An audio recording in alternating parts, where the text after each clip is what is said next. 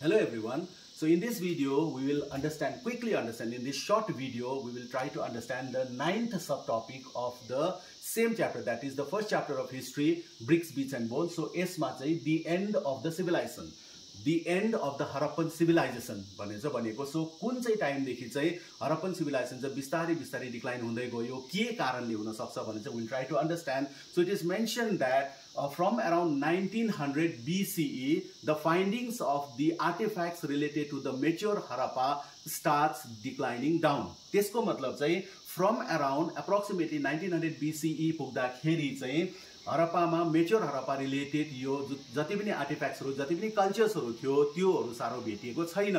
So त्यसै कारणले भनिएको छ from around 1900 BCE maybe the Harappan civilization started declining down.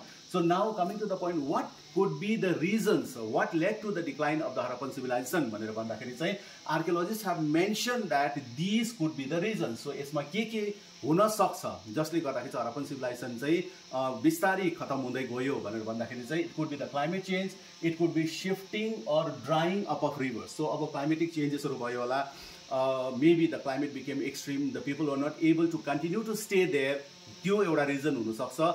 Another reason could be the shifting of the river course. So पहिलाको जति पनि त्यहाँ रिभरको कोर्सेसहरु थियो जसले गर्दाखेरि एग्रिकल्चर पोसिबल थियो त्यहाँनिर, त्यो हुन सकेन, अथवा रिभर सिस्टम नै ड्राई भयो होला, त्यो पनि हुन सक्छ एउटा रिजन.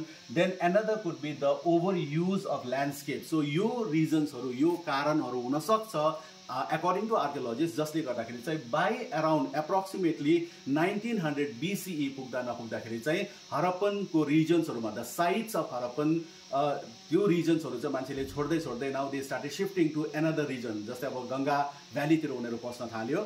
तर हामीले यहाँ के पनि बुझ्नु पर्यो भन्दा चाहिँ, so these are only the conjectures or these are only the hypothetical ideas or assumption of the archaeologists. So अब यहाँनिर चाहिँ बुझ्दाखेरि चाहिँ this could be the reason, हुन सक्छ यो रिजन्सहरु यो कारणले गर्दाखेरि हरप्पन सिभिलाइजेसन डिक्लाइन भएको होला.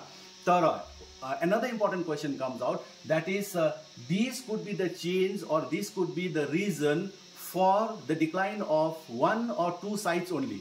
अब हरप्पन सिभिलाइजेसन भनेको त सानो एरिया त होइन, ठूलो एक्सटेन्सिभ एरिया थियो.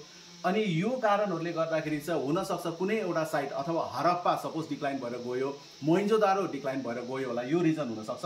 तर एन्टायर सिभिलाइजेसन नै चाहिँ के कारणले गर्दाखेरि by around 1900 BCE complete civilisation नै किन चाहिँ डिक्लाइन भयो, किन चाहिँ people started living the area, why the Harappans started abandoning the area and started looking for the newer regions, यो चाहिँ अझैसम्म क्लियर भएको छैन.